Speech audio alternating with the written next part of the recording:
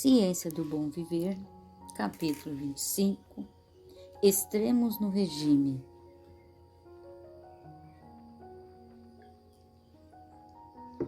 Nem todos que professam crer na reforma dietética são realmente reformadores.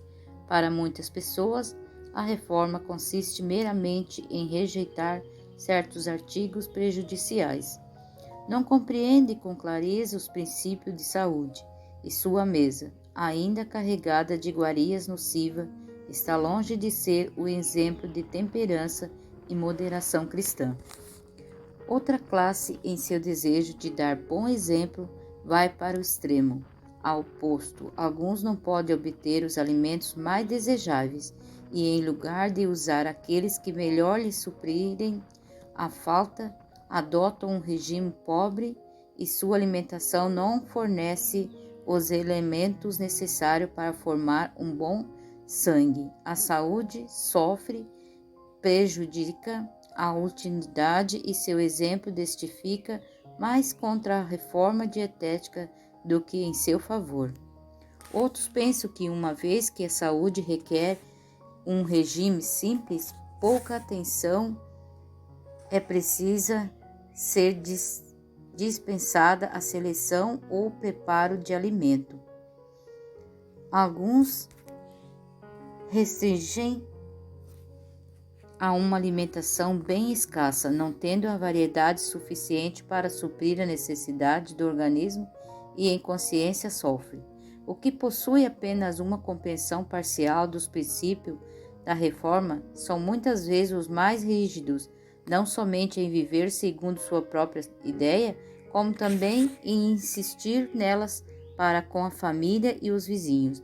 O efeito dessas reformas erradas, tal como se manifesta em sua má saúde e o esforço de incutir nos demais de qualquer maneira seus pontos de vista, dão muitas ideias falsas da reforma dietética, levando outros a rejeitá-lo inteiramente.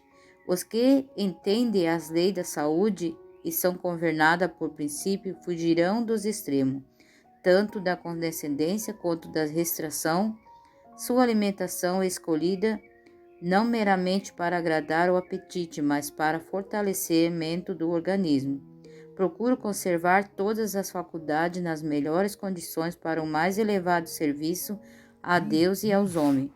Os apetite acha-se sob o controle da razão e da consciência e são recompensados com a saúde física mental, embora não insistam de modo impertinente em seu ponto de vista para os outros. Sem exemplo, é um testemunho em favor dos princípios corretos. Essas pessoas exercem vasta influência para o bem. Há verdadeiro bom senso na reforma do regime. O assunto deve ser estudado de forma ampla e profunda. Ninguém deve criticar outros porque não estejam em todas as coisas agindo em harmonia com o seu ponto de vista. É possível estabelecer uma regra fixa para regular os hábitos de cada um, e ninguém se deve considerar critério para outro. Nem todos podem comer as mesmas coisas. Comidas apetitosas e saudáveis para uma pessoa pode ser desagradável e até mesmo nociva para outras. Alguns não podem usar leite, ao passo que outros tiram bom proveito dele. Há pessoas que não conseguem dirigir ervilhas e feijão, para outros eles são saudáveis.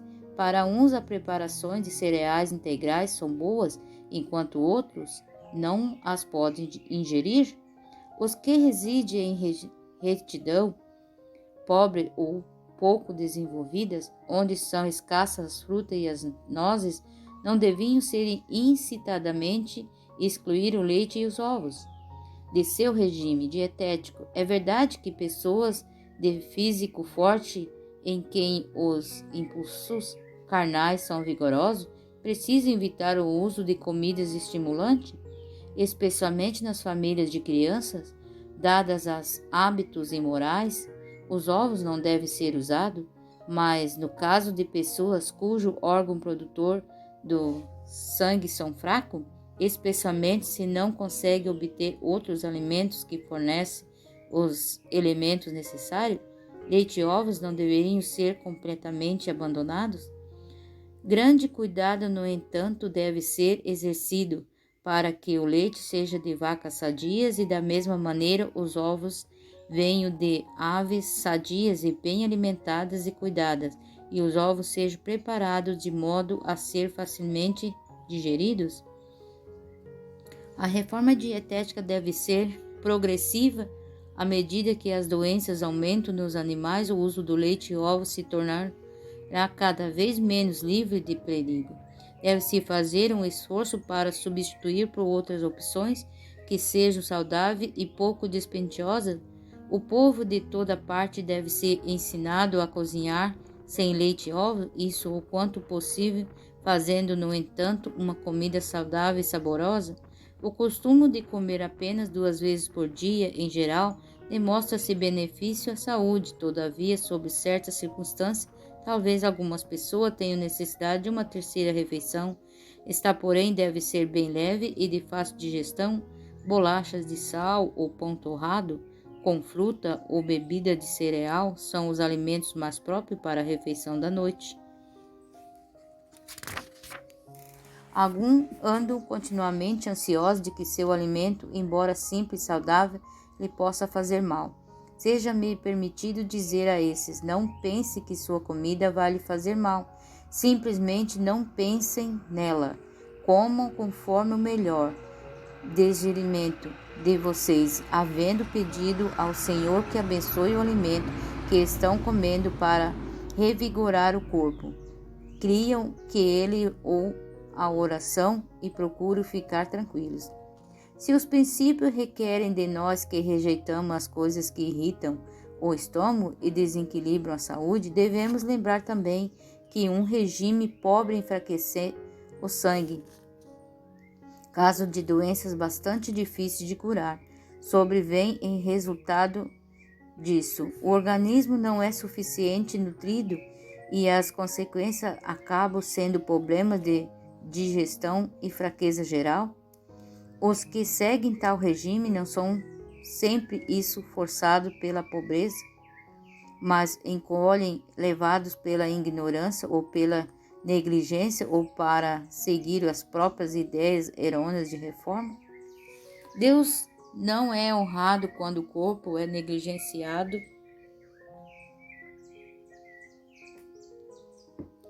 ou maltratado. Fico assim incapacitado para seu serviço. Cuidar do corpo proporcionando-lhe comida saborosa e revigorante é um dos principais deveres dos pais e de família, e muito melhor usar roupas e mobília menos cara do que restringir a provisão de alimento.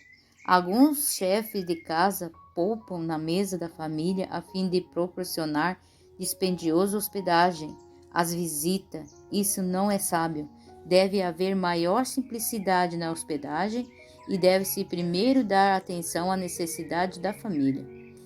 Uma economia destituída da sabedoria e os costumes artificiais impedem exercício da hospitalidade onde é necessário. O quanto seria uma bênção, a quantidade regular de alimento deve ser de maneira que se possa receber de boa vontade inesperado hóspede sem sobrecarga para a dona de casa com preparativos extras. Todos devem aprender a maneira de comer e de preparar o que comem. O homem, bem como as mulheres, precisam entender do simples e saudável preparo de alimento. Seus negócios os chamam muitas vezes onde não consegue obter comida saudável. Se possuem algum conhecimento de arte culinária, poderão então empregá-lo bem. Consideramos cuidadosamente nosso regime, estudemos de causas para os efeitos, cultivemos domínio de nós mesmos, mantenhamos o apetite sobre o domínio da razão, nunca da razão, estudemos a causa e de nós mesmos, mantenhamos o apetite sobre o domínio da razão, nunca obsemos de estômago comendo excessivamente, mas nos previmos da comida saudável e saborosa que saúde exige. As ideias limitadas de alguns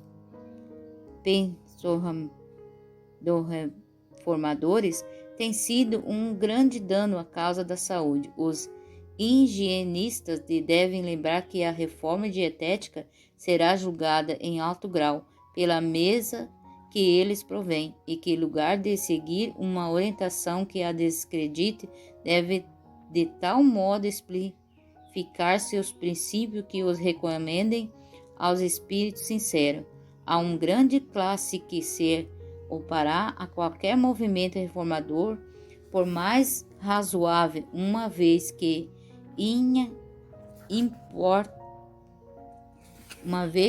imponha inscrições ao apetite. Consulte o gosto em vez da razão ou das leis da saúde. Por essa classe, todos quantos deixarem o batido caminho do costume, advogarem uma reforma, serão considerados radicais, por mais coerente que seja a sua direção, a fim de que essas pessoas não tenham margem para crítica. Os higienistas não devem tentar ver o quanto eles podem ser diferentes dos outros, mas deles se aproximar o quanto for possível sem sacrificar os princípios.